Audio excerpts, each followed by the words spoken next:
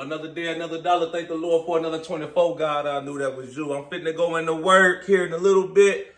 Quick video though before I go into work. Correctional officer video. We talking about correctional officer burnout. You know, when you get to that breaking point, man, the job is getting to be too much for you, man. You about to hit that point where you finna just snap and you finna do something, some crazy shit, man, that, you know, the consequences may be too great for you to come back from, you know.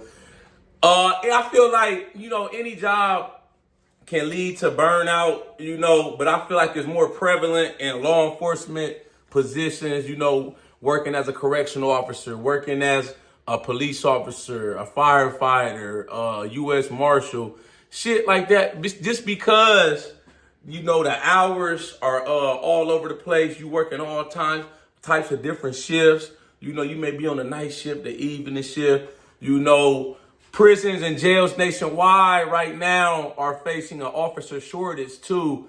So that creates a lot of mandates and forced overtime, you know. So we get worked to death. I ain't even gonna lie to y'all, man. To the people that's still interested, you know, in becoming a correctional officer that's going through the hiring process, just know 9 times out of 10, man, whatever facility you end up at or apply to, I can bet my money that they're short staffed, you know, and there's overtime shifts, you know, where you're going to get forced to work on. It just is what it is. That's a part of working in the prison, you know. The prison has to be manned, and there has to be a certain amount of officers on shift at all times, 24/7, you know. There may be less on the evening and the night shift, but there has to be a certain amount for each shift to run and for that prison or facility to run in a safe and smooth manner. So, you know, me personally, I like the overtime. You know, I like the extra opportunities to make extra money. So I take everything they throwing at me. I do like 4 overtime shifts a week, 4 16-hour shifts a week. That's what I've been averaging for like the past few years. You know, the money's good. A lot of people at my job, at the prison I'm at, you know, they take advantage of the overtime, whatnot, man. When you got some heavy hitters, that goes and gets it. I'm one of them. But there are also officers, you know, who just want to do their regular 40 hours and go home. But due to the shortage, they're being forced to work 2-3 extra shifts a week, and that can lead to burnout, you know. And on top of that, you know, we around dangerous people all day, every day. It's an unpredictable, stressful environment. Let's just be realistic.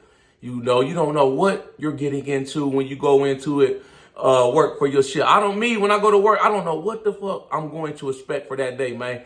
Every day is different, you know. It can go from 0 to 100 just like that, man. I remember a few weeks back, you know, I'm working night shift. I'm working on my unit. We hadn't even been there 30 minutes, and we had to take an inmate to the floor, man. We had to goddamn restrain him, take him to the floor. He's smoking dope, high off of K2. We had just started counting. We had only been like, well, I think it was like 12:24 when we called for officer assistance to my unit. So we had just literally started counting 24 minutes into the shift. You know, most of the inmates are asleep, but the unit I work on is like it's dormitory style. So they got, you know, it's like dorms, so it's like open bunk beds and stuff.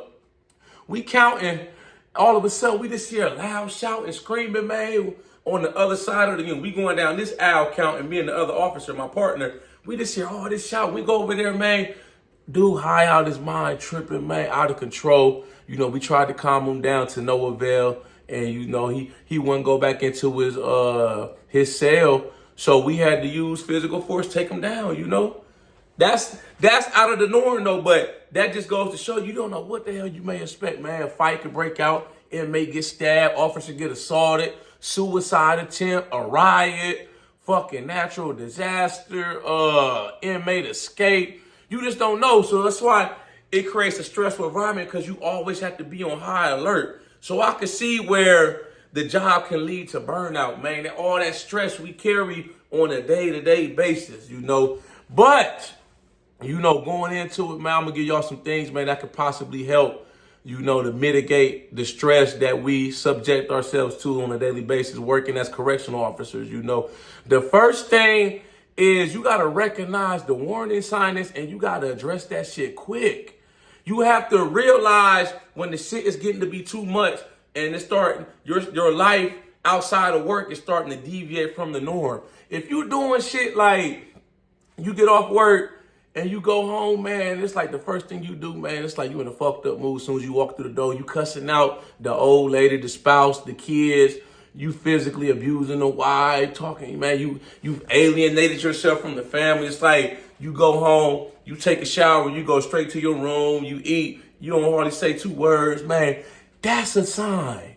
If you find yourself starting to tap that bottle, I don't really drink as much, man. I'm using this for example. I got a bottle of tequila in my hand. This is for example. If you find yourself starting to hit that bottle every day after work, that's a problem. I know a lot of my coworkers, man, that are like that, And unfortunately, I remember, man, a good dude, I lost one of my coworkers a few years ago, man. I worked with him for about maybe 6 to 8 months, man, straight on the same unit, man. We worked night shift together. He ended up committing suicide. And I seen some of the signs that I'm talking about in this video, man. He used to talk about he damn near drink every day.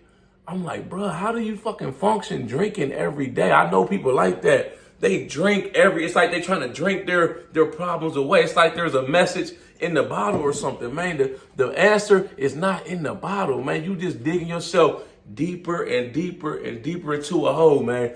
It got so bad with my homie, man, and it broke my heart, man, because it was like, I think he just stopped coming to work. Nobody heard from him. I know he had a lot going on too, man, but I know he used to drink a lot. I remember that shit about him.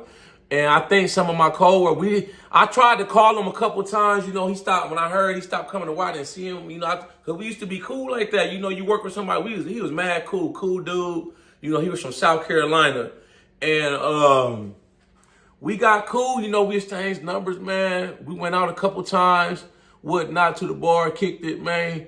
But he stopped coming to work. I tried to call him a couple times. He didn't even answer the phone. So I'm like, damn, Then I had heard that, a few coworkers, I guess they knew him like on a more personal level. They knew where he lived at. And I guess they tried to pull up on him too at his house to see if everything was all good. And they said he opened the door and he was just like, y'all better get the fuck out of here. I don't know what he was going to do, but I mean, if I go to somebody's house checking on them, they be like, yo, you better get the fuck out of here. That's my sign to go, man. I don't know what they fitting to do. I don't know what, what I mean? But I was concerned about him. I tried to call a couple times to check in with him or whatnot, because I felt like that was my dog, man. We was good, and it's like nobody heard from him. Then I think eventually he ended up moving back to South Carolina. Then I came into work one day, man, and everybody was talking, man. We walking up the hallway on the shift. And he was like, yeah, man, Elliot, he ended up committing suicide. I was like, man, that shit broke my heart, man, But that goes to show you, this correctional officer shit, man, it can really break somebody down, man. And over the years at the prison I'm at, we've had quite a few staff suicides over the years, man. I don't know what they were going through. I don't know if it was job related or shit going outside of work, with their personal life, but like I said, we've had, man, I can count, man, it's been 1, 2. We've had quite a few staff suicides over the years, man. It's a big loss, to the prison and whatnot. But you just don't know what nobody's going through, man.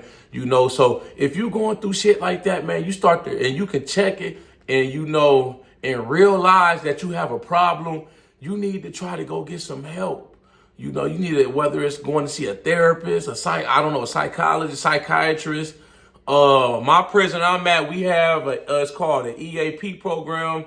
It offers assistance to employees if they're going through difficult times, experiencing hardship, they lost a family member, anything like that, man, So check with your prison or jail, whatever facility you're at, or may be about to get hired on that. See, they got these programs like that, and get you some help that you need, Because I don't want to see nobody, man, feel like there's no hope left for them in this life, man, and commit suicide. That's the last thing I want to read about or hear about, So you got to recognize the signs, the symptoms that the job is getting to be too much for you, And outside of work, you need to try to find people outside of corrections that are your friends or whatnot and you know, you got to keep them close, man. You don't want to always, if you find like that majority of the people that you hang out with outside of work are correctional officers, you know, people, your co-workers, you want to try to switch that shit up, man, you know, because I feel like when we're together, you know, co-workers, it's like we always talking about the job, always talking about work, something that happened at work. Me personally, I'm the type, when I clock out, when I get relieved, I leave the job at work. I leave that shit there, and I come out here in the real world and I live my best life. You know, I do the things that I like to do, and I try to enjoy and live my best life. I don't want to constantly be talking about, it's already a stressful enough environment as it is, you know. So you want to keep them people, your family, your friends, people like that, man, outside of work. So you kind of got that work-life balance. You keeping work separate, you know. You don't want to take work home with you, man. That's the last thing you want to do, man. If you goddamn outside of work thinking about some shit that happened at work, you know, or what went down, the fight, or constantly, you just constantly talk, it's on your mind. You letting the job run you. You letting that shit live rent-free in your head. You gotta find a way to separate that shit when you're not there. That motherfucking facility, that goddamn prison is not going to burn down when you're not there, man. Take your mind off of that and enjoy your life. You know, we work to live, not live to work. That's how you do this shit. You know, you gotta find your outlets and what you enjoy, and you got to do that shit, man. For me, I go to the gym every day. You know, that's my stress relief right there. I like to go out to my few restaurants on the weekends, on my days off.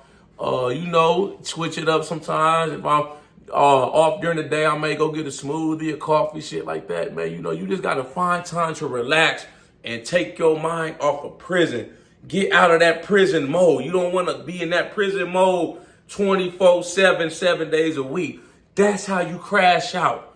That's how you burn, man. Stop letting that shit consume your life, man. You know, try to develop healthy habits. Of course, working out, how you eat. And, you know, we work long hours. We work odd shifts, shit like that. So you want to definitely focus on that, getting your checkups, going to the doctor, you know, getting your annual checkup, making sure everything is all right in that department, you know. But it's inevitable at some point, man, you may get burnt out. You know, we all get burnt out. You know, me, what I do, I usually just take time off too, man. I try to take a vacation. I don't typically get burnt out from the job. You know, I make it work for me. But when it gets to that point, if I do get burnt out, I just call in. I call in sick, man, or I'll be like, hey, Lou, I need a couple days. I need a few days, man. I just need some time to myself, you know, and I just go do what I like to do and recharge, and I get back right to it, you know. For you, that may take a little longer. You may need a week or two, whatever it is, man, for you to be able to successfully do the job and function at your highest level and not burn out. However long it takes, man, you know, people understand, you know, it's up to your supervisors and the people, you know, above you, above your pay grade, to understand that we go through shit and that it's inevitable that we're going to burn out at some point. You know, they working us to death. We working all these hours, shit like that. You got to balance that shit out. You know, if I'm just like, man, I've been on the grind, I've been hustling, but it's like I get to that point where I'm like, man, I got to take a couple of days, you know. I won't do no overtime. I'll take my name off the list. You know, if I need more time, my 2 days come up, I may, can I get an extra day or two? You know, let me get a 4-day weekend, shit like that, just to recharge, man. Because like I say, this shit can get stressful, man. You know, you don't know what's going to happen. It may go from 0 to 100, man. I'd have had plenty of situations. When I first started working in corrections, I found an inmate that hung himself. I was only 4 months on the job. I almost quit. I almost said, fuck this shit, man. This ain't the right career for me, man. That shit really fucked me up for a little while. I had to save an inmate's life last year. He had 2 heart attacks in the shower, died in the shower. I had to do CPR, ended up saving his life. Man, I done broke up plenty fights, man. You know, this is not a normal job. You know, the shit that we see on a day-to-day basis, you know, seeing an inmate, a mental health inmate, covered from head to toe in feces, using his feces to write on the cell wall, in this the window and shit, man, shit like that, assaulting, possibly getting assaulted or stabbed. That's not a normal 9-to-5 job, man. So I can see where an officer can get easily burnt out, or prison, anybody in correction. It don't just stop at the officers, nurses, psychologists, counselors, all that, man. You know, check on your peoples too, man. You know, you see somebody, man, they starting to fall off the wagon. Ain't nothing wrong with just checking in on them. Hey, everything good, man? I'm just checking in. I was just, you know, I was concerned, man. That may be the difference between you being able to help them to realize that they have a problem or they're burning out and they'll possibly, you know, committing suicide, stuff like that, man, you know. So just take it one day at a time, this correction shit, man. Don't let the shit stress you out, man. Just do the job to the best of your ability, you know, show up every day. Like I said, you get burnt out, man, try to recognize the warning signs. You need time off. Ain't nothing wrong with taking time off. Don't let them guilt trip you into using your time. That's your fucking time. All your sick leave and annual, that's your time you work for, man. They motherfuckers try to make you feel bad for using your time. I'm always going to use my time, you know. If I need a day and I try to ask and request for it and they're not giving it to me and I really need it, I'm just going to call in sick, man. It just is what it is, man. That's always been my philosophy. Hell, even the supervisor, the lieutenants at my prison, they'll tell you, man, I can't approve this time because we so short-staffed. But if you really need it, just call in sick. I've had lieutenants, shift supervisors tell me that, man. So I'm going to use my time when I need it. You know, my vacation comes up. I'm going to take my vacation. I'm going to take a trip, man. I'm not going to, you know, sit at the house thinking about work when I'm supposed to be on vacation. You know, those are some of the things I do to kind of help me avoid correctional officer burnout. Y'all like this video, make sure you subscribe to my channel at The Ghetto Bodybuilder. Follow me on Instagram, TikTok at The Ghetto Bodybuilder. I have merchandise for sale on my website. Shop with me, www.theghettobodybuilder.com. All the shirts and hoodies that you see on my website, I personally created and designed myself. You know, I went through the whole creation process, you know, coming up with the designs, the logo, the concept, and I have my own way. I did all that myself. So anytime you purchase a hoodie or t-shirt from me, you personally support my creativity, my mind, you know, my thoughts and whatnot will be going through I just be putting whatever I be thinking of, man. I just try to bring it to life and whatnot, just to motivate and inspire people, man. But yeah, man, correctional officer burnout is real, man. You know, if you feel like you're going through it, man, get some help, you know, seek whatever kind of help you need. Take however much time off you need, man. I don't want to see or hear or read about any more staff suicide, shit like that, man. That shit heartbreaking. It's a goddamn drag on the whole facility. It's a bummer. It's unfortunate it happens, you know, but like I say, man, I try to stay positive and upbeat about this shit, man, because it's already stressful enough, baby. Y'all know how we coming. Let's get motivated.